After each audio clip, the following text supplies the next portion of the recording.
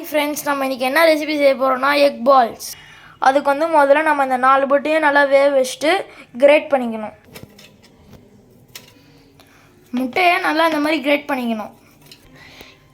இந்த மாதிரி நல்லா கிரேட் பண்ணதுக்கப்புறம் கொஞ்சம் ஆனியன், கொஞ்சம் சில்லி, கொஞ்சம் கார்லிக், அதுக்கப்புறமா கொஞ்சம் ஜிஞ்சர் போட்டு, அதுக்கப்புறம் 1 spoon chilli powder, 1 spoon garam masala, 1 spoon chat masala, உப்பு தேவைக்கு ஏற்ப, மைதா மாவு 1 கையளவு.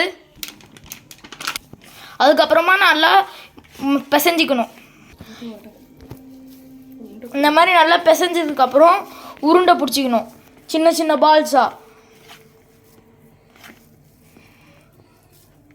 இந்த மாதிரி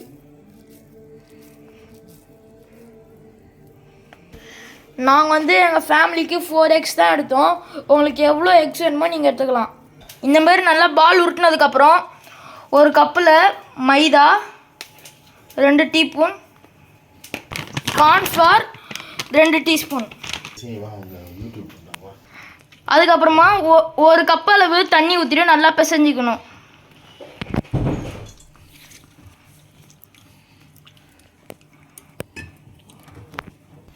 நல்லா பேட்டராக லிக்விடாக இருக்கணும்.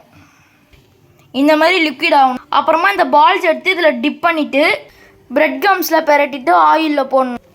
எங்ககிட்ட பிரெட் க்ரம்ஸ் இல்லாதனால நாங்கள் கார்ன்ஃப்ளெக்ஸில் பெரட்டி போடுவோம். ஆனால் அதுவும் டேஸ்ட்டாக தான் இருக்கும். எண்ணெய் நல்லா சூட வச்சு இப்போ நாங்கள் போடுறோம் பாருங்கள். இங்கே பார்த்துக்கோங்க.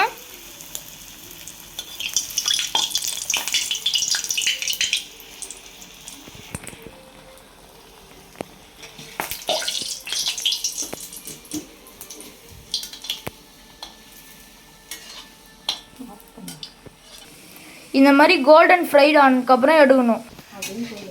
இதோ பாருங்கள் ஃப்ரெண்ட்ஸ், எக் பால்ஸ் ரெடி ஆகிடுச்சு. இது வந்து நான் கொஞ்சம் சாஸ் ஊற்றி என் தங்கச்சிக்கு ஈவினிங் ஸ்நாக்ஸாக தர போகிறேன். அது வந்து அவள் சாப்பிட்டு எப்படி இருக்குன்னு உங்ககிட்ட சொல்லுவாள். இதோ பாருங்கள் ஃப்ரெண்ட்ஸ், என் தங்கச்சி சாப்பிட்டு சொல்ல போகிறா எப்படி இருக்குன்னு. சூப்பராக இருக்கு. இதை நீங்களும் ட்ரை பண்ணி பாருங்கள் ஃப்ரெண்ட்ஸ். எங்கள் அண்ணன் சூப்பராக செஞ்சுருக்காங்க ஃப்ரெண்ட்ஸ்.